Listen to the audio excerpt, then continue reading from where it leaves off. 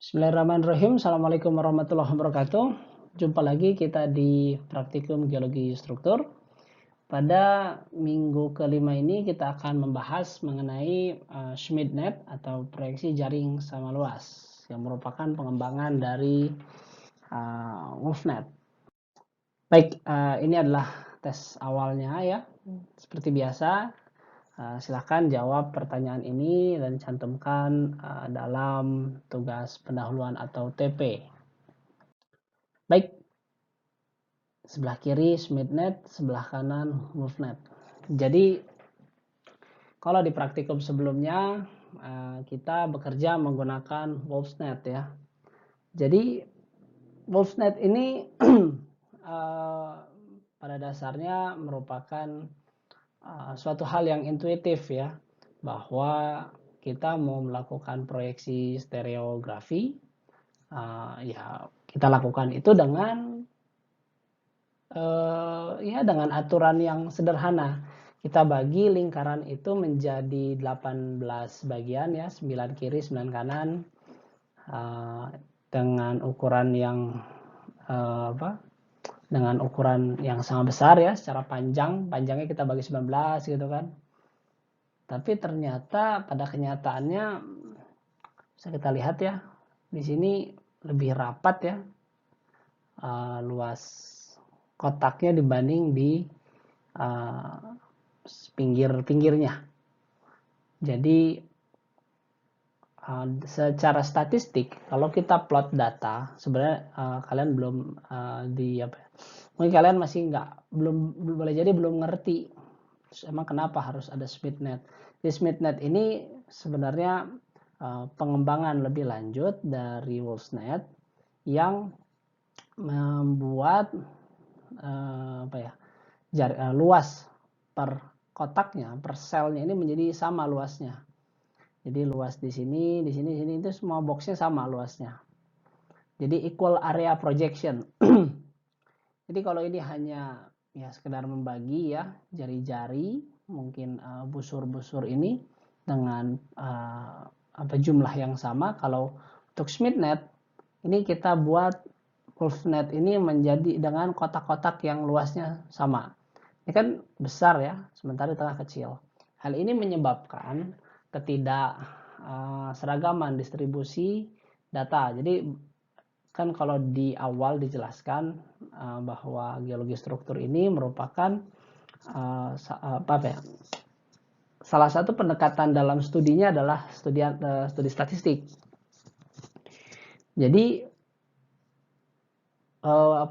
apabila data statistik diplot, jadi katakanlah rekahan ya, kita plot data rekahan yang jumlahnya begitu banyak, katakanlah 1000 ya, 1000 struktur. Waktu saya skripsi saya ukur sekitar 1000 fractures gitu, kemudian saya plot.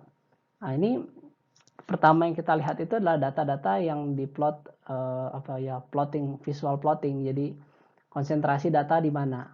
Jadi kalau misalkan kita pakai WolfNet, data itu lebih terkonsentrasi ke tengah. Dan di pinggir-pinggir data ini karena luas areanya lebih besar sehingga lebih terdispersi. Ketika ditransfer ke SchmidtNet, terlihat konsentrasi data lebih ternyata konsentrasi datanya ternyata terdapat di tepi bukan di tengah. Jadi hal tersebut menyebabkan istilahnya bias ya atau ketimpangan dalam analisis statistik, sehingga ya perbaikan dari WolfNet ya adalah SchmidtNet. Baik, di sini kita akan memperkenalkan sebuah pendekatan ya untuk melakukan satu plotting dengan cepat, kemudian salah satu transformasi dari data bidang ya yang mungkin kalau direpresentasikan dengan garis dia bisa jadi sangat berantakan lah. Nah, untuk mempermudah visualisasi, garis ini bisa kita rubah menjadi sebuah data garis ya. Garis berarti representasi di dalam StereoNet, itu bisa kita rubah menjadi titik. Atau dalam fisiknya, Jadi kalau kita punya sebuah bidang, nah ini kita bisa kita buat sebuah garis yang keluar dari pusat bidang ini secara tegak lurus. Jadi kalau dari tampak samping ya berarti begini kan. Kalau dari tampak depan tiada ini, tampak perspektifnya berarti kan ya keluar. Nah, jadi sifat dari garis polar ini, dia selalu tegak lurus kan, dia punya hubungan 90 derajat dengan strike dari strike dari bidangnya ya. Dan dia merepresentasikan posisi plunge-nya itu merepresentasikan dip-nya kan. Ya terkait lah, tidak persis tapi maksudnya terkait dengan besar dip-nya. Ini kita lihat ya. Contoh, north 0 derajat east, 50 derajat east ya. Di sini kita punya data yang utara selatan. Ya, polarnya ada di sebelah barat. Ya. Ini jadi clue nih. Kemudian 50 derajat east. Kalau kita biasanya kan kita 0 di luar ya. Sini 0, sini 90. Berarti 10, 20, 30, 40, 50 ya kan. Nah, karena kemiringan ini jaraknya 90 derajat ya dengan dengan titik ini, ya sudah. Dari sini kita tambahkan sebesar 90 derajat, dapatlah titik ini. Jadi titik polar ini bisa kita dapatkan dengan mengambil jarak sebesar 90 derajat dari puncak busur ini. Gitu ya. Nah, untuk kasus north 60 derajat east ya. North 60 derajat east sekian ya. Ini maksudnya 20 derajat ya. Nah, di situ dapatnya. Untuk 20 derajat. Jadi ya ini akan sama dengan segini kan. 2 ya. Gitu. Itu untuk melakukan plotting data dengan menggunakan polar. Ya. Jadi untuk melakukan plotting ini sebenarnya ada cara cepat. Jadi bisa ya kita plot misalkan north 75 derajat west ya. Jadi kita bisa langsung bayangkan putar transparan searah jarum jam sebesar jurus berapapun lah jurusnya gitu kan. Di sini north 75 derajat west ya. Nah, berarti di sini 75 derajat kan dapat di sini. Kemudian plot kemiringan 30 derajat pada sisi east. Ya, kenapa di east? Karena ya kebalikannya dari ini. Ya. Kalau di south, di north di sebelah sini nanti jadinya dippingnya ke ini kan coba ya kalau kita plot benar nih. North 75 derajat west kan di sini ya. 75 derajat west. Nah, 30 derajat southwest kan. Sini melengkungnya. Jadi kalau kenapa kita ambil di sisi east? Karena sebaliknya. Gitu. Jadi ya ini bukan rumus mati ya, tetap maksudnya ini adalah penggambaran bahwa kita paham plot polar itu berada di posisi yang berlawanan ya secara strike ya dengan arah strike dari bidang. Dan ini 30 derajat ini yang dihitung dari luar ke dalam. Ya, salah. dari dalam keluar ya, dari pusat keluar dihitungnya. Untuk polar ya, untuk polar ingat, untuk bidang berbeda lagi. Nah, sama garis ini juga untuk struktur garis sama. South 50 derajat east, ya putar searah jarum jam. Tidak itu ya tinggal dihitung di sebelah south ya. Kalau untuk menghitung sudutnya bisa di south atau bisa di west ya, mana yang paling dekat aja. Ya sama, cocok ya. South 50 derajat east, sini 30 derajat. Oke, ya bisa dibedakan ya. Jadi kalau untuk garis 30 derajatnya itu dari luar. Tapi kalau untuk memplot polar dari bidang, dihitungnya dari dalam. Ya, jadi tolong dibedakan. Nah, untuk menghindari kepusingan itu, di sini masih sama ya sebenarnya. Jelaskan mengenai ini.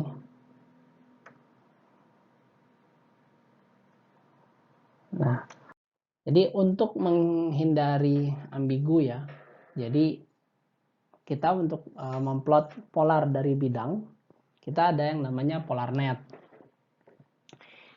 Nah, jadi boleh dilihat ya tadi ya, ketika kita tadi belajar bahwa north 0 derajat, east / 50 derajat, ya ini dengan asumsi dia right hand rule atau azimuth ya.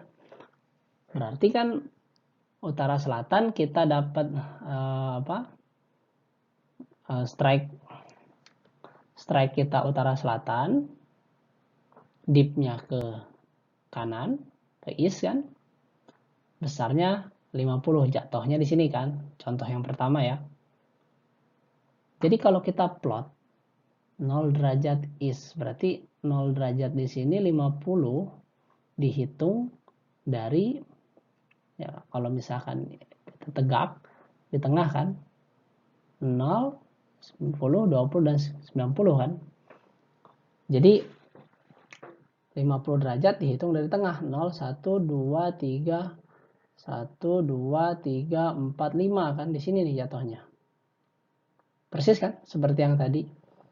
Jadi polar net ini nolnya ada di sebelah kiri. Di sebelah kiri ya nolnya. Jadi ini nol strike nih. Jadi kalau 90 dia jadi di utara dan seterusnya. Jadi karena sebenarnya kan plotting deep direction ini kan. Ya hanya mentransformasi deep direction dengan keteraturan azimuth atau right hand rule. Makanya apabila data kita dalam bentuk kuadran north 75 derajat west, itu kita harus transfer dulu nih menjadi right hand rule north 150 derajat east, 30 derajat southwest. Ya.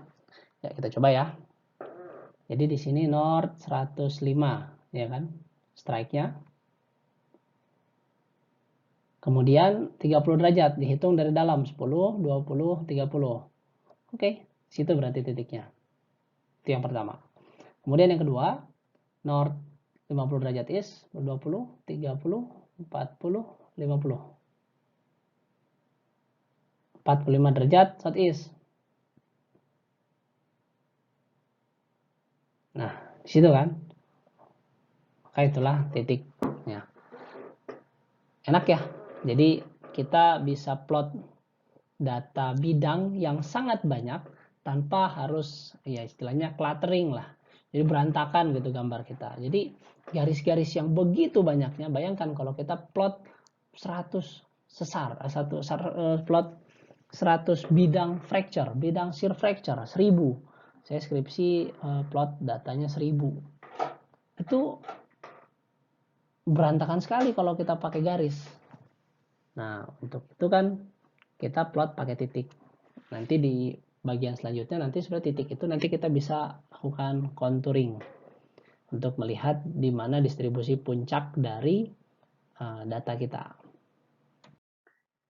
Plotting data seperti yang telah dijelaskan sebelumnya itu sangat membantu dan memudahkan kita dalam mengolah data. Sekarang kita lanjutkan ke pengolahan geometri yang lebih lanjut ya dengan menggunakan StereoNet. Jadi di sini kita ingin menentukan kedudukan perpotongan dua buah bidang. Ini mau ngapain lagi nih? Jadi dalam analisis struktur yang lebih lanjut, ini adalah kita ingin akan apa ya? Teknik-teknik ini akan sangat berguna untuk melihat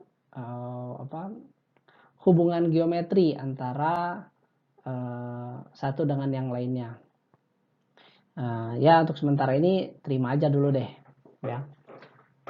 Oke, yang pertama menentukan kedudukan perpotongan dua buah bidang ya. Jadi kalau sebelumnya kan untuk menentukan perpotongan dua buah bidang ya simple aja kan. Kalau perpotongan dua buah bidang ya struktur garis, berarti dipotong ya dapetnya ini kan. Nah, titik ini kalau kita plot dalam polar, kita dapatnya dua ini kan. Nah, dua titik ini bisa kita sebidangkan kan. Ya, mungkin kurang lebih seperti ini kan. Nah, berarti datohnya ada di titik sebelah sini kan. Sama nih dengan yang AB ini. Nah, untuk perolehnya ya sama seperti yang sudah dijelaskan sebelumnya untuk memperoleh polar. Ya, kita posisikan dia untuk sebidang ya. Kemudian diambil 90 derajatnya di sini, kemudian kembalikan ke posisi semula, didapat titik ini.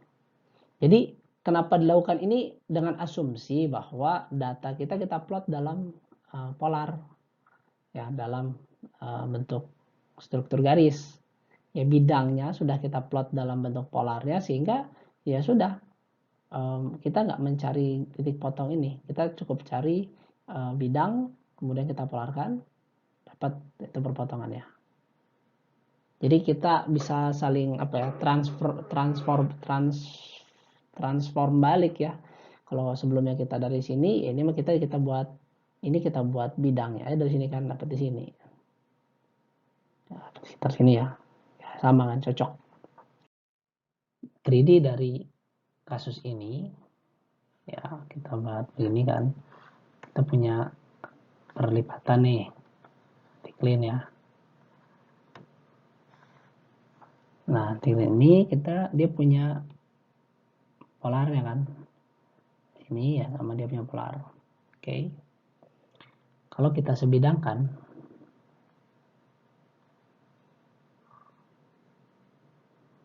bidang ini punya polar juga kan. Nah, polarnya sendiri itu ini kan. Nah, garis polar dari bidang ya, kalau di sini namanya bidang apa ya? Ya, bidang X ya, kita namakan bidang X nih, yang ini nih, yang di huruf C ini. Dia kan dipolarkan ke sini. Nah, polar dari ini adalah apa ini? Namanya. Nggak ada ya. Sini L, sini M. LM ini disebidangkan jadi bidang X ya. Dan polarnya ini sejajar kan dengan sumbu antiklinnya. Sehingga untuk dapat sumbu ya bisa begini caranya.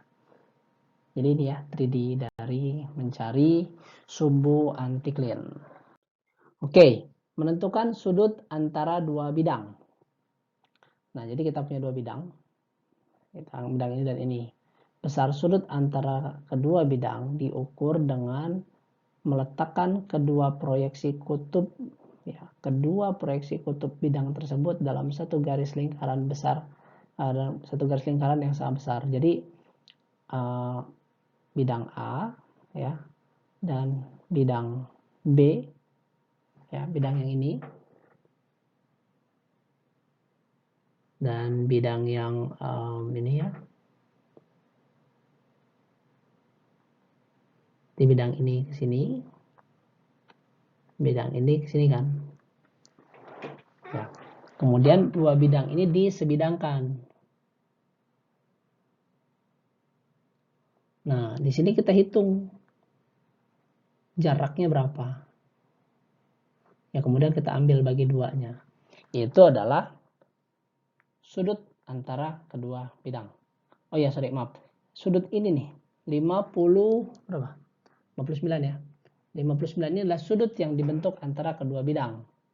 Oke, ya kalau kita bagi 2 kita dapat setengahnya. Ya jadi kalau ini ya, ini berarti kan bidangnya. Berarti ini ya 59 itu. Cool kan? Kita bisa menghitung pakai alat sederhana begini. Nah, untuk menentukan sudut antara dua bidang, 3D-nya itu, jadi kita punya satu bidang ya. Satu bidang, dua buah bidang. Nah, bidang ini kan kalau kita hubungkan ya.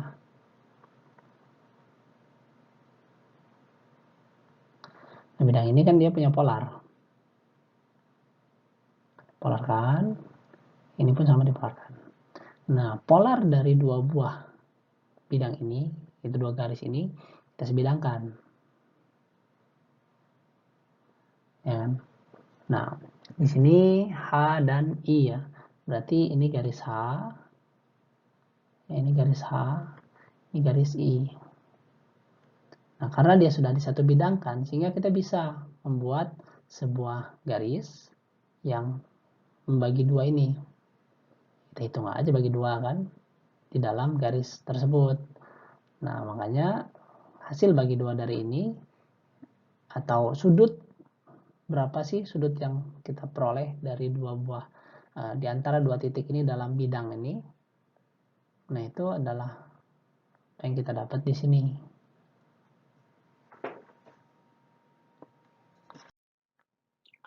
Baik, menentukan sudut antara garis dan bidang.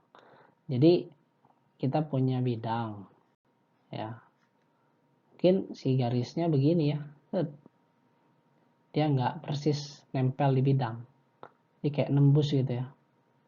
Nah, ini kalau kita proyeksikan, nah ini kan, nah diproyeksikan, jadi di garis, struktur garis ini diproyeksikan dulu ke bidang, baru bisa kita ukur kan sudutnya kan.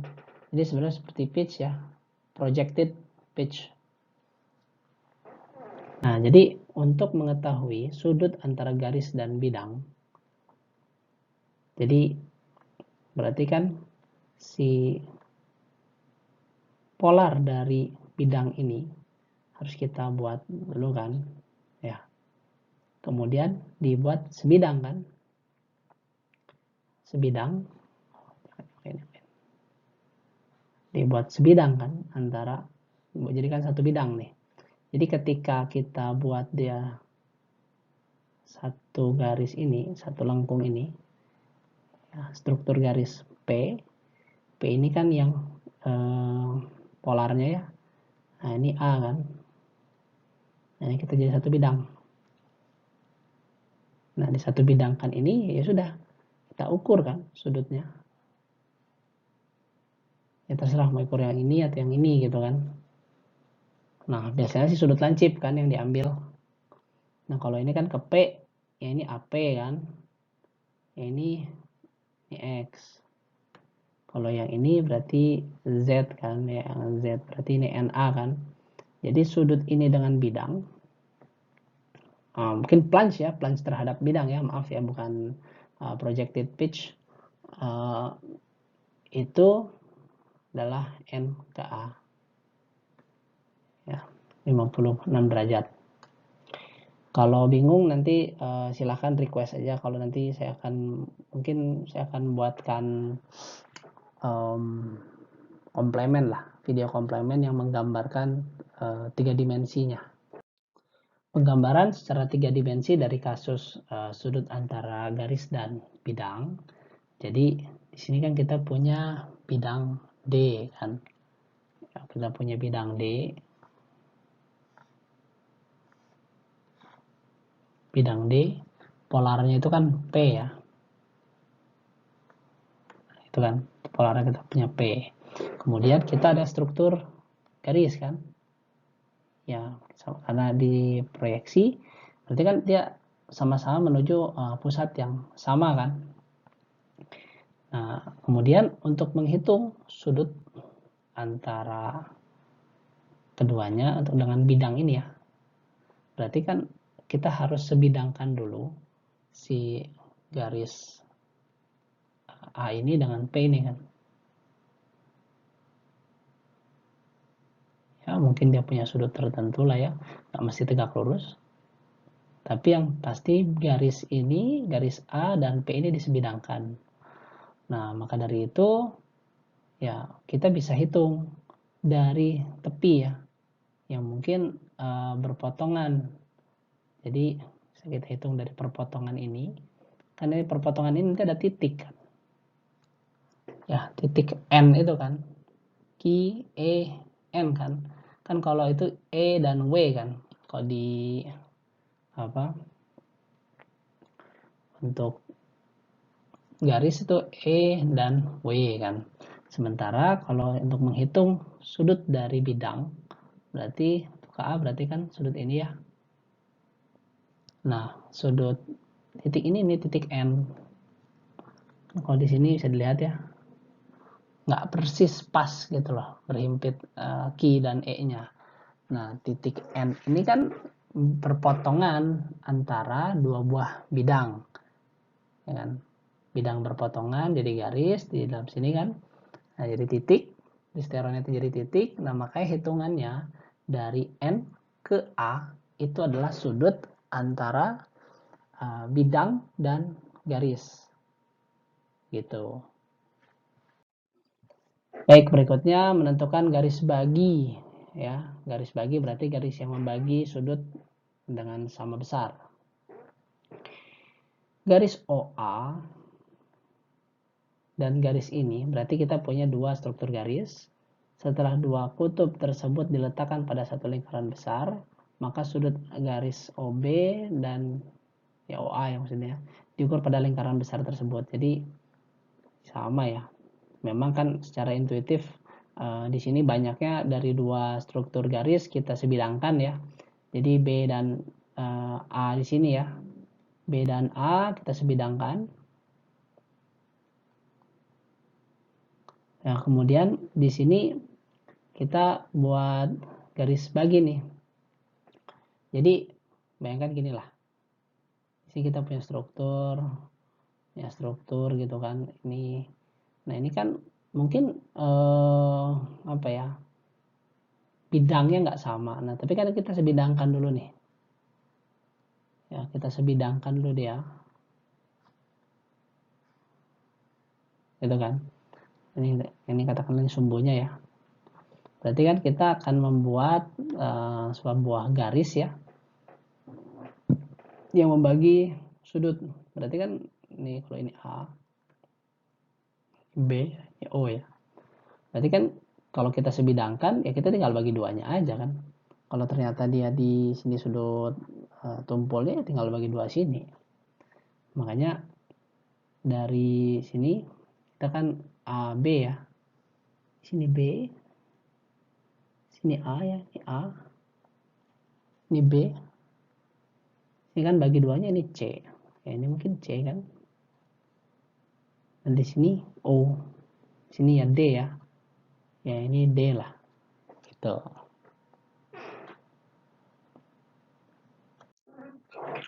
Jadi ini kalau secara 3 dimensi di sini kan kita punya struktur garis B dan A kan. Jadi ini kita punya B, kita punya A. Ya kan? Kalau B dan A ini kita sebidangkan, ya bidang beginilah ya. Nah, bidang A, kita namakannya bidang A, maka ini kan bidang A nih. Bidang A kan. Ya kalau ini kita namakan B, ini namakan A. Nah, garis bagi dua antara B dan A di sini kan C ya. Berarti kita bisa hitung kan sudut bagi duanya. Ini C. Kita pun bisa hitung bagi dua dari belakangnya kan. Ini yang D. Seperti itu ya 3D-nya. Baik, berikutnya menentukan bidang bagi sudut antara dua bidang. Kita punya bidang ini, ya. Pasti kita polarkan dulu kan. Di bidang yang ini, dapat ini kan, antara bidang yang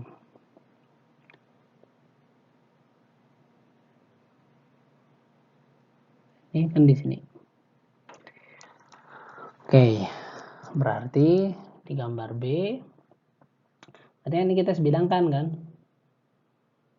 Ya, mungkin sekitar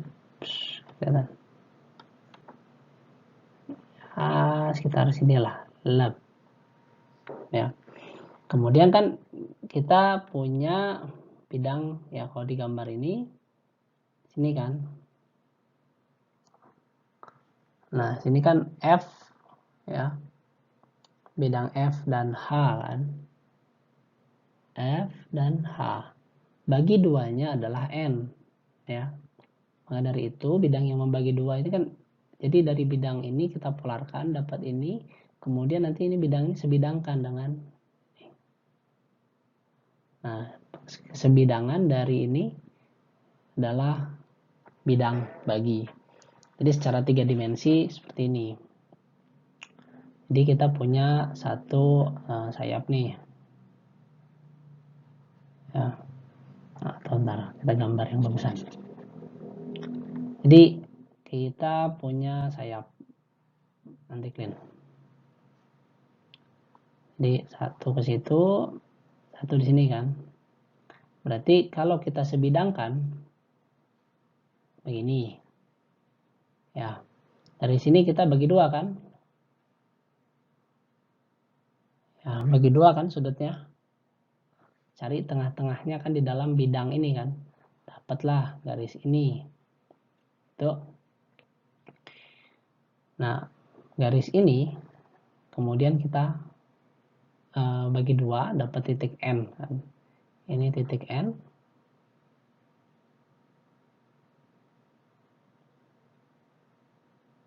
Kemudian bidang ini polar dari bidang ya bidang ini ya, yang polar dari dua buah sayap ini ya, kita X lah ya, bidang X ini kita polarkan. Nah, akhirnya kesebidangan antara polar dari X ya, X aksen ya, dengan N ini kan kita jadi sebidang kan. Nah, sebidang ini kan sejajar dengan bidang bagi kan. Nah, seperti itu. Ya, ini saya coba gambarkan ya, kalau yang tadi just in case kurang jelas. Jadi kita punya bidang seperti ini. Ini kan anti-clean-nya. Ya. Nah, bidang anti-clean ini dia punya polar kan. Begitu juga dengan halnya yang ini. Nah, untuk menghitung sudut bagi duanya, maka kan dua polar ini kita sebidangkan. Kelihatan. Kita sebidangkan. Ya. Bidang ini kan sebenarnya kalau kita teruskan, dia memotong ya, tegak lurus dengan ini kan, punya hubungan saling siku nih.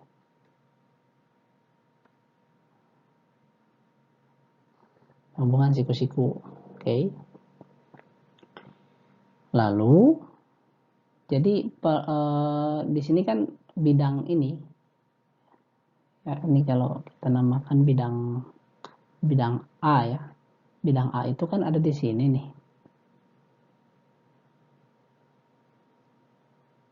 Ini adalah bidang A kan. Nah, di sini kita ada N ya. N ini yang membagi dua sudut dengan sama besar kan. Berarti kan di sini ada struktur garis nih, bisa kita buat kan. Struktur garis yang secara posisi dia pun tegak lurus juga kan, hubungannya dengan sumbu anti-clean-nya. Nah, kalau kita polarkan bidang ini, bidang A ini, yang mana ya sejajar juga ya dengan sumbu anti clean. Berarti kan kita akan punya kesebidangan antara dua buah garis ya. Kalau ini di sini namanya apa, B ya, kita punya garis B dan garis bagi yang N tadi ya. Nah, garis N ini. Nah, kalau garis N dan garis B ini kita sebidangkan, garis N ke atas, B ke sini kan, ini kan sejajar ya dengan ini. Jadi garis yang membagi sudut dengan sama besar. Begitu 3 dimensinya. Oke, ini adalah tugasnya. Jadi sederhana saja, kita punya data sayap A, sayap B, punya vein. Nah, tentukan garis perpotongan sayap A dan sayap B. Itu ya sumbu anti clean ya. Simple. Sayap A, sayap B, sumbu anti clean. Kedudukan bidang bagi sayap A, ya bidang sumbu ya, berarti bidang sumbu yang membagi dua kan. Ya, yang terakhir tadi. Kedudukan garis perpotongan vein dan sayap A. Jadi kalau punya ini thread. Nah, di mana nih sayap A perpotongannya, yang B di mana perpotongannya. Sudut antara sayap A dan sayap B ya, dihitung aja. Sudut antara garis perpotongan vein, sudut antara garis perpotongan vein dan ini dan bidang B ya, berarti potong dulu kan vein dan sayap A, kemudian ke bidang B.